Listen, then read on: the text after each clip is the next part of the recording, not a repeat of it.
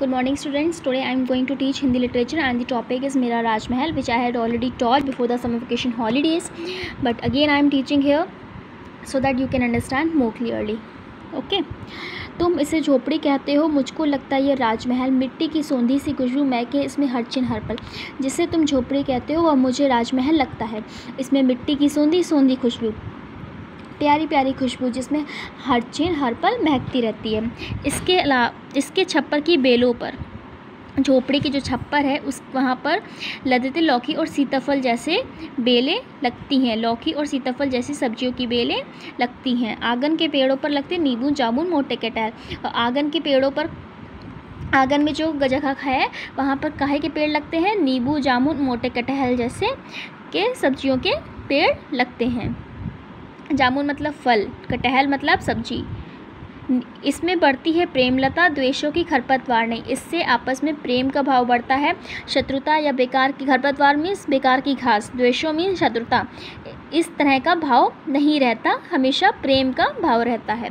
पर उस घर को मरघट समझो, पर उस घर को मरघट मैंने कि बेकार समझो, जिसमें पलता हो प्यार नहीं, जिसमें आपस में लोगों के बीच प्यार ही नहीं रहता, प्यार ही नहीं पलता।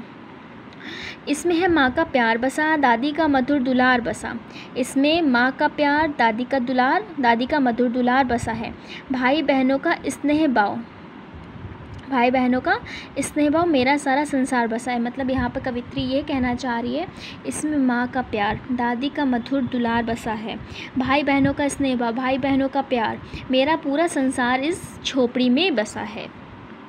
छल कपट जहाँ बसते हैं, जहाँ पर आपस में इंसानों में प्यार नहीं रहता, मन में एक दूसरे के प्रति छल कपट रहता है, शत्रुता का भाव रहता है, उसको तुम कहते राजमहल, उस घर को तुम राजमहल कहते हो। ममता का नाम नहीं जिसमें, नकली नकली जिसकी हलचल, जहाँ पर माँ का प्यार ही नहीं है, जहाँ की हलचल सिर्फ नकली नकली है, ऊपर से दिखावटी, उसमें उसको तुम राजमहल कहते हो।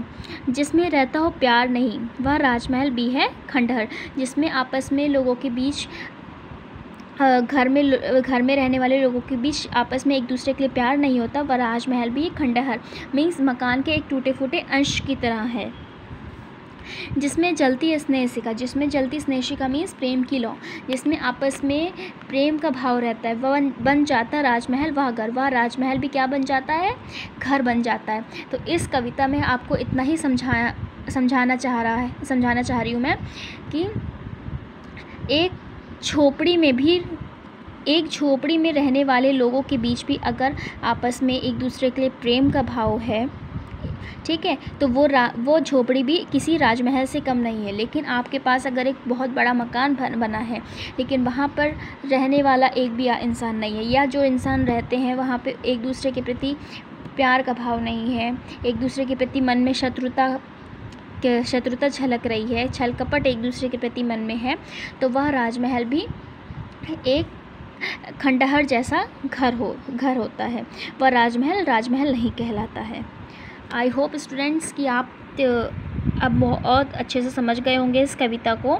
जिन स्टूडेंट्स को भी समझ में नहीं आया था या जिन्होंने ऑनलाइन क्लासेस अटेंड नहीं की थी, अब आप इस वीडियो के थ्रू इस चैप्टर को और अच्छे से समझ सकते हो। Thank you.